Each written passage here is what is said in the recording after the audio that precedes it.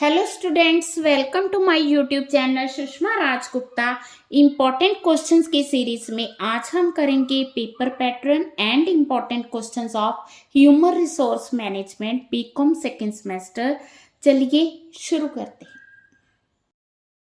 हाँ जी, सबसे पहले हम डिस्कस करते हैं पेपर पैटर्न। तो ये जो पेपर है ह्यूमन रिसोर्स मैनेजमेंट का 80 मार्क्स का पेपर होगा, जिसमें 3 सेक्शन होंगे। सेक्शन ए जो है फुल सिलेबस को कवर करेगा। फुल सिलेबस में से 6 क्वेश्चंस आपके शॉर्ट आंसर टाइप होंगे। You are to attempt 4 question, ठीक है। 5 मार्क्स का एक क्वेश्चन है, तो 20 मार्क्स का ये सेक्शन हो गया, ठीक है। देन जो सेक्शन बी है वो यूनिट 1 से होगा। यूनिट 1 में से आपको 4 लॉन्ग आंसर टाइप क्वेश्चंस आएंगे, जिनमें से आपने एनी 2 क्वेश्चंस अटेम्प्ट करने हैं, ठीक है। 4 में से कोई 2 क्वेश्चन अटेम्प्ट करने हैं। एक क्वेश्चन 15 मार्क्स का है, तो आप लोगों ने 30 मार्क्स का ये पेपर, ये वाला जो सेक्शन है अटेम्प्ट करना है। सेक्शन सी अगेन क्या होगा?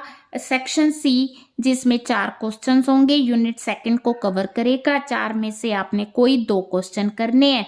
एक क्वेश्चन आपका 15 मार्क्स का है, 2 क्वेश्चन 30 मार्क्स के हो गए।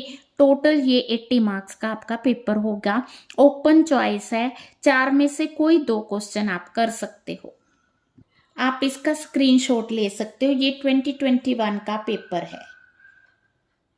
हाँ जी, हमारा जो फर्स्ट चैप्टर है वो इंट्रोडक्शन का चैप्टर है ह्यूमन रिसोर्स मैनेजमेंट का। तो इसमें से जो क्वेश्चन आने के ज़्यादा चांसेस है इंट्रोडक्टरी चैप्टर में से। तो ज़्यादातर जो क्वेश्चन इसमें से आया हुआ है, that is describe the need and importance of human resource management, discuss the operative functions performed by human resource manager. तो इसमें इसने ऑपरेटिव फंक्शंस के बारे में पूछा है। इसमें उसने significance and functions in detail पूछा है। ऑपरेटिव फंक्शंस का क्वेश्चन रिपीट हुआ है। फंक्शंस ऑफ एचआरएम फिर रिपीट हुआ है। तो इसमें से ज़्यादातर जो क्वेश्चन आने के चांसेस हैं वो ऑपरेटिव फंक्शन के आने के चांसेस है।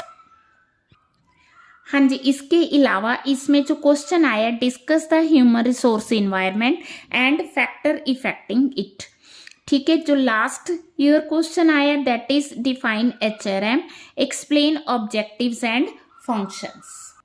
सेकेंड चैप्टर है हमारा ह्यूमन रिसोर्स प्लानिंग।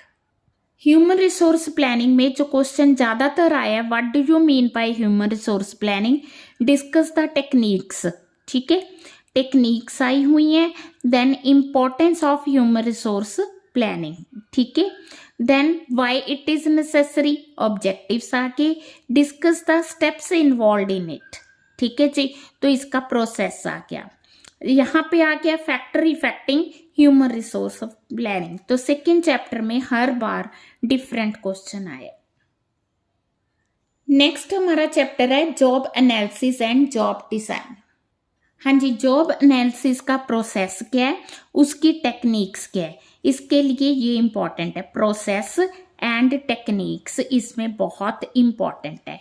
इसके अलावा इस चैप्टर में job classification, job rotation, job design, job description, job enrichment, ठीक है। ये इस तरह से पार्ट्स में 5 मार्क्स करके भी आ सकता है। इसके अलावा मोल्ड करके क्वेश्चन आया हुआ है, job analysis is the most basic personnel management function. तो इसमें आपने जॉब एनालिसिस की इंपॉर्टेंस के बारे में या इसके ऑब्जेक्टिव्स के बारे में बताना है। नेक्स्ट है हमारा बहुत ही important chapter recruitment and selection.